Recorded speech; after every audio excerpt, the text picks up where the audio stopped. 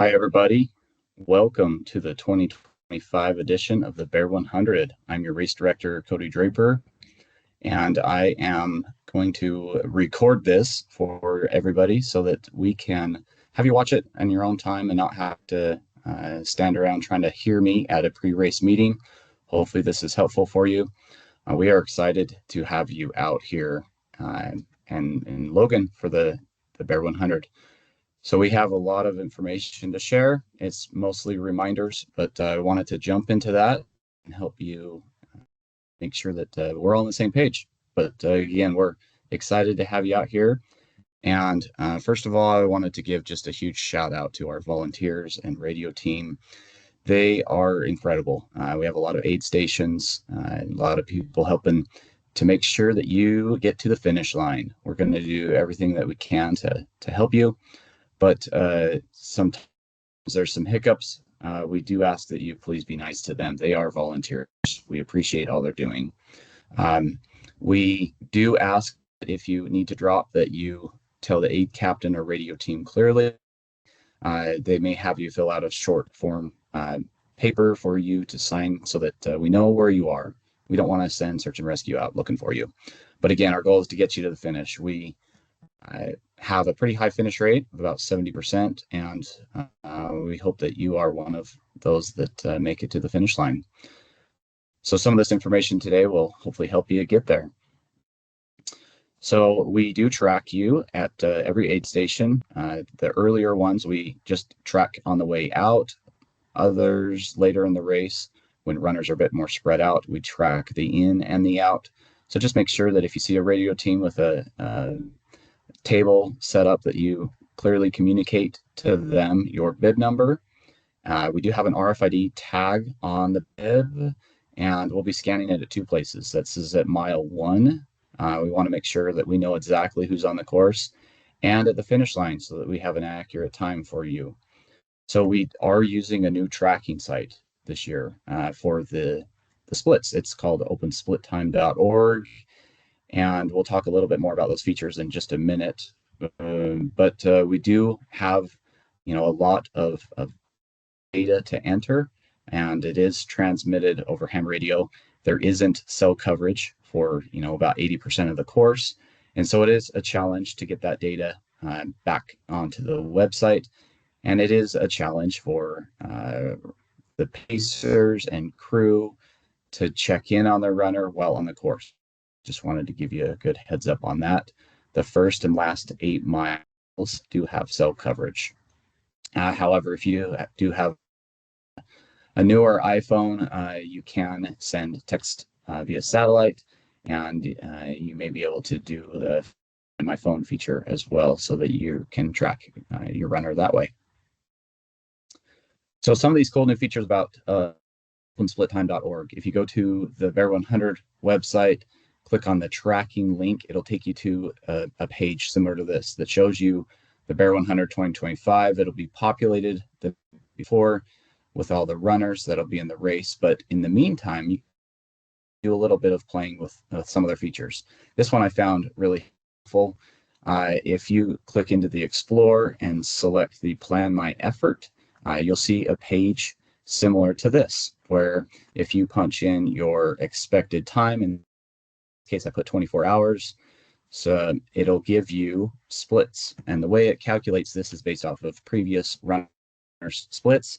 And historically, a runner that wanted to finish around 24 hours would need to be at these aid stations by these times to do so.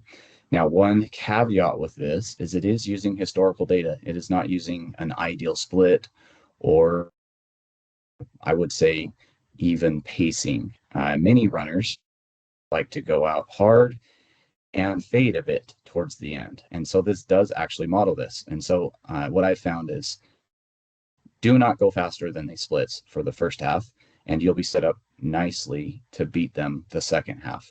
You'll make up some time as it shows quite a drop off as people slow down, and the average runner does slow down quite a bit in the second half. So keep that in mind when using these splits. It is not necessary to hit them exactly if you're shooting for a certain time. within a few minutes, and you set up nicely for a successful day. Hopefully this helps.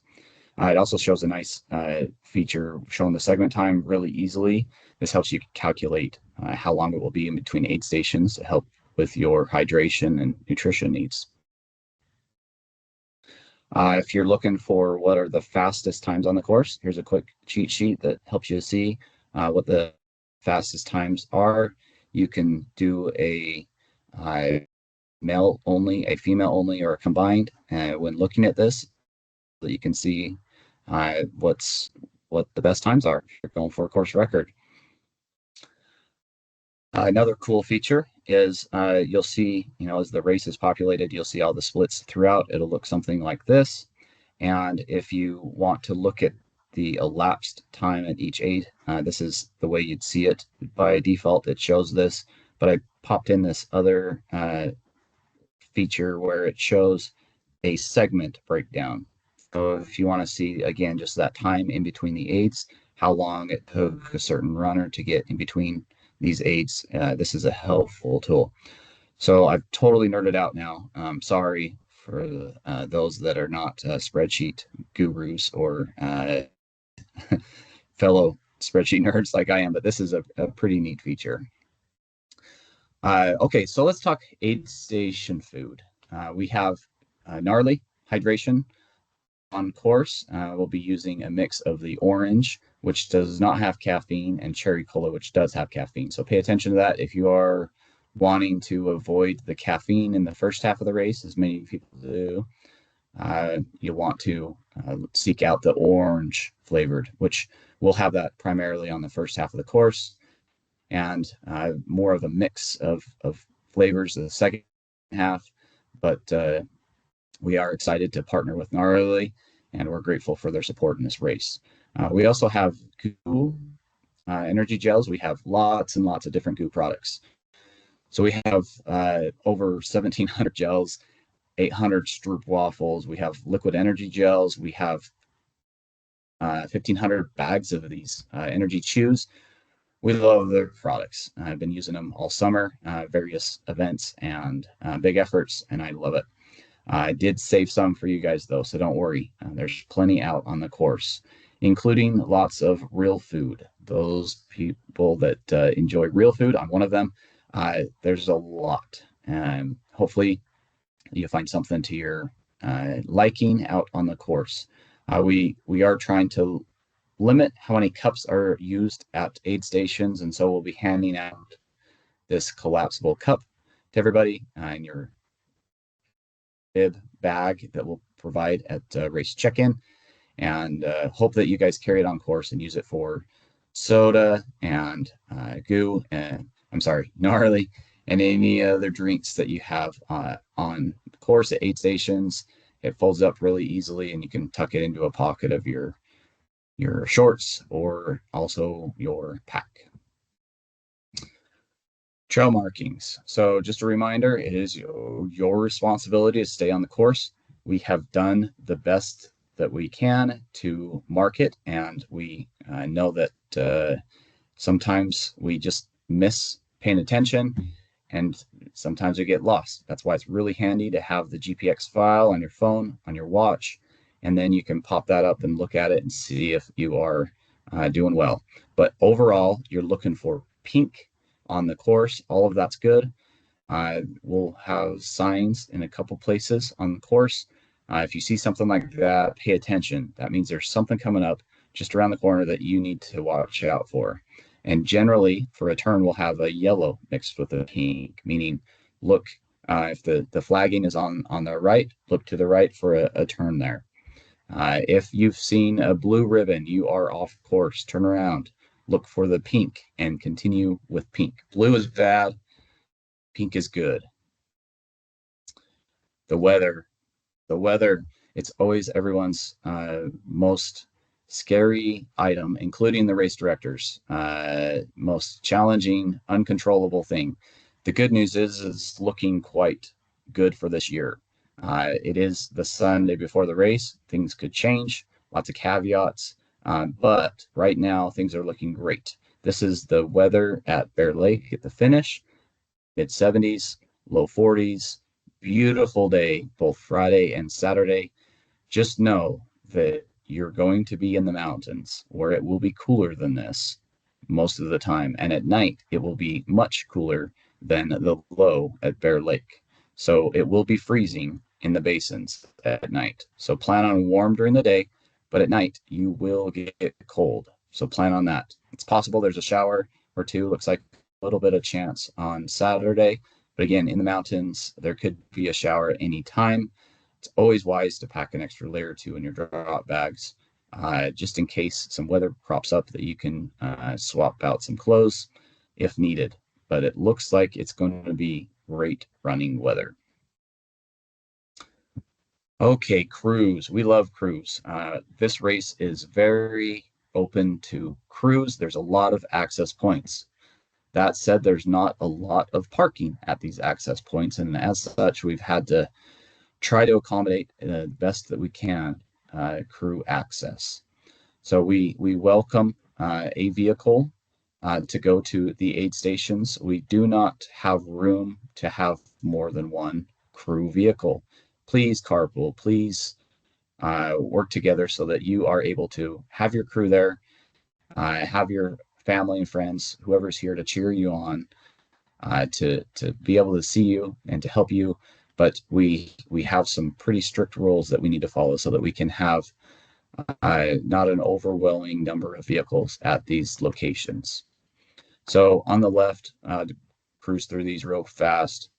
Lethem Hollow, short walk, one vehicle. We'd love to have crews there. It's an exciting spot. First time you'll see them after they've run up and over near Logan Peak and back down to where you'll be waiting. Then you have made the decision, most of you, where you have selected either Right Hand Fork or Temple Fork for your next crew access point. We can only accept roughly 2/3 of the crews at Right Hand Fork and roughly 1/3 of the crews at Temple Fork. And there just is not a lot of room at both of those spots. So please be kind as you're parking. We have some volunteers helping there. We have a police officer there at Temple Fork to help keep the runners safe. We're doing everything that we can to make this be a successful, fun event for both the runners and the crew. After Right Hand Fork and Temple Fork, we ask that you go to somewhere else off the course and kill some time prior to going to Tony Grove. It's a beautiful place. Maybe go up to the lake, walk around, and then go to the aid station, which is nearby. But we can't have all the crews go there all at once and wait for hours for the runner. There just isn't space. But we do welcome one vehicle per runner. And that's kind of the last time that you'll see your runner in the daytime. For many, it is going to be dark. Prior to that, for many, it will be dark much later than that. But we do love Tony Grove. It's such a beautiful place. Franklin Basin, it's about a half a mile walk. If you park at the first big parking lot, that is the best location. They're doing a little bit of construction there, but we've been working with them and talking to them, and there should be enough space where away from the vehicles that they're doing the construction with. It is the weekend. They'll be stopping work by the time you come. We'll be able to park there and walk up to the aid. Beaver Mountain, great access, big parking lot. It is a camping area. I'll talk about that in a little bit as well, but we'd love to have you come see your runner there. Beaver Creek Campground is a rough road to get there. So please, no small sedans, small cars will not make it there. Ranger Dip, it is a rough road. It's less rough than Beaver Creek Campground, but it's still a long ways in there. We think you'd make it okay with a small vehicle. In the past, we've had some cars make it there with low clearance, but we highly recommend a higher clearance vehicle for those final 2 aid stations. All the rest of the aid stations, regular sedan or small vehicle will make it no problem. Okay, so we have a satellite location, Starlink location, where we have internet provided, and it is prior to Tony Grove. So after Right Hand Fork and after Temple Fork, you can come to this Tony Grove turnoff. And between noon and 7 p.m., we'll have a Starlink in the parking lot there. Come hang out. You can enjoy some tailgating, but it's a good place to check in on your runner and see how progress is happening. Check in at home, and again, we're grateful that we have a spot where we can relax a little bit and not overwhelm these aid stations with crews. So use this, send this to your crews, make sure that they know what to do. Following up with that, here's some do's and don'ts for crews. Please don't bring more than one vehicle to aid stations, except at the finish. We have room for all there. We love to have everyone come and cheer on the runner at the finish. Don't leave a vehicle at an aid station while pacing. Many pacers want to drive to an aid, leave their vehicle, and come get it later. We just don't have room to park vehicles there. So what I recommend is go to this satellite turnoff, satellite Wi-Fi spot right at the Tony Grove turnoff, where you could leave a vehicle near there, and you can then carpool up to an aid station. So please be smart with how your crews are getting to the aid stations, but also your pacers. Leave it up to you guys to coordinate all those logistics. Please download and print the runner's manual. It's on the website, a couple of places. It's also on Ultra Sign Up, where you can download that runner's manual. It's helpful because you don't have to access the website to get this critical information. You can download the manual and access it from anywhere while on the course. Okay, so there's some recommended places to park instead of parking at the aid stations. And these are in the runner's manual as well, but they are listed here. Instead of parking at Right Hand Fork, you can park near Camp Lomaya. Instead of Temple Fork, you can park at the Blind Hollow Trailhead, and you can just punch that in Google Maps and it will show you where it's at, and so on. Here's a list of places that we would like you to leave a vehicle at instead of at aid stations. Okay, Beaver Mountain. So people are camping at Beaver Mountain. There's a few paid sites up there. So as you're rolling in at midnight, excited to see your runner, please be respectful that there are other people using the site, and just be respectful as you go in and out of there. Some people come with large Sprinter vans, which are great, super handy, but are not recommended at Right Hand Fork and Temple Fork. It is just not enough space. You could park it at Camp Lomaya, for example, and walk in the short half a mile up to the aid station. You could park at the Blind Hollow Trailhead, which is just right off the highway, and walk up around the corner to the aid station. It is on a turn on the highway. Be careful walking up and down the highway. That is a little bit dangerous. Yeah, so be careful. If you do have a high clearance vehicle, then Beaver Creek Campground and Ranger Dip would be great places you can go. If you don't, it's, again, like I mentioned earlier, not a great place for a small vehicle. So here's some quick tips for those crews. All right. One more tip is this cheat sheet. Many of you have already looked at it. It's linked off of the website. It is kind of a great go-to. It has links to locations of where all the aid stations are. It has crew access, whether it's acceptable or not. It has pacer access, yes or no's. Has drop bags. It has cutoffs. It has course record paces. It has typical sub 24, 30, and 36. It's a great cheat sheet. So hopefully you guys can use this to help plan your event. Okay, Beaver Mountain. I talked about how it's open for camping. There are a lot of places where people are camping in there. You'll come in from this road here. The runners will go right and cut up through these campsites up and around on this dirt road and come into the upper lot and into the aid station. And then they'll enter going or exit going around the construction zone at the bottom of this image here. So a big loop up through here and out where you can't see on the map. But the crews will come in and go into the lower lot or the upper lot as you come in. You won't follow the runner up the dirt road. If you have a second vehicle or need long-term parking, you want to park down here in the overflow area, not in the upper lot or lower lot, as there will be campers in those areas. So these yellow sites are ones that we have reserved for crews. The radio team has some trailers there. You're able to park and get a little cat nap up into this upper lot, have your runner come in, maybe knock on your window, wake you up and say, I need some food. But otherwise, the aid station is here in the, it's not in the main lodge, it's in the Ski Patrol Lodge. And so we're grateful for the Ski Patrol team for hosting us at their lodge to be able to have the aid station there. That's what's happening here at Beaver Mountain.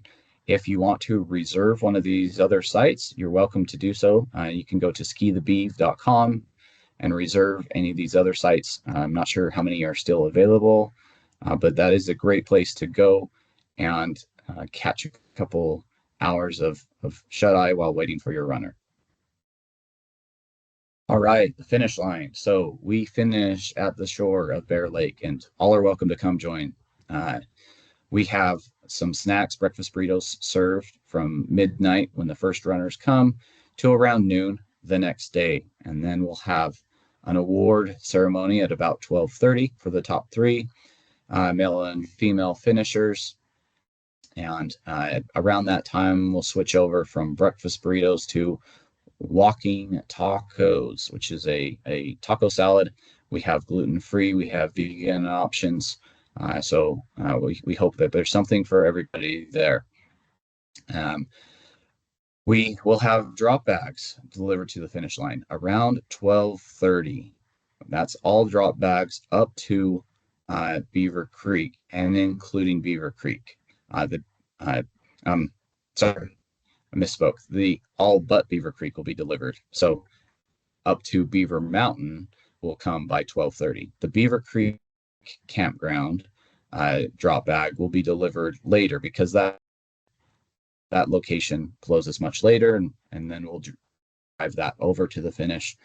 So if you have drop bags up to Beaver Mountain, you're able to grab those and leave when you'd like at 12:30. If you have a drop bag at Beaver Creek campground, that will be delivered a little bit later at 4 p.m. No drop bags will be delivered prior to 12:30. The cutoff is at 6 p.m. and just after that, we will have additional awards like the Rocky Mountain Slam Awards. There's some 10-year buckles that will be handed out hopefully this year. And about 6:30 is when the shuttle will leave to head back to the start line. And that's just out on the highway. And you can grab that shuttle. I've got a list if you need to check if you're on the list, but otherwise you can hop on the shuttle and take it back to the start line. So people want to leave a vehicle at the finish, and this is helpful for crews to drop a vehicle there. This is a gated area, and we can't access it until Friday evening. And so there is some parking on the opposite side of the highway, and we'd like to welcome you to do that. Just don't park on the highway itself. Make sure your car is off so that you don't get ticketed or towed. Once that gate is open, you'll come in and do an immediate left into a big field where you can park. There's ample parking there. Just pull in and go to the left. Do not drive down this nice, pretty tree-lined path to the beach. The finish line is down there, but there won't be vehicles down that area. Prize money for those fast folks. We do offer a small bit of prize money for those that can manage to make the podium. $500, $300, and $200 for those fast runners. And we do give a course record bonus, male and female, if you happen to beat Kareth or Zach with their current course records. Good luck. Those are some fast times. Buckles. Everybody else that didn't win prize money, at least you'll get a buckle. That's about the same. They're worth $1,000 a piece, we think. So we're happy to hand those out to you as you finish. We'll also have a other small memento for completing this year's Bear 100. So we're excited to have you get to the finish line. Those that have heard of the Bear Tag this year, this was our first year of doing it. We're going to continue it for the 2026 season. And so we'll be handing out Bear Tags, which is a free guaranteed entry for 2026 for the first place male and the first place female. But also we will be having a raffle, and we'll have a race check-in, a place for you to put your name in for the randomly chosen male and female Bear Tag for 2026. I thought it would be better to do this prior to the race rather than after, as if like me, when you get to the finish line, you promise never ever again, but then a week later you sign up for another 100. So we're excited to have you come out and be a part of the Bear Tag season.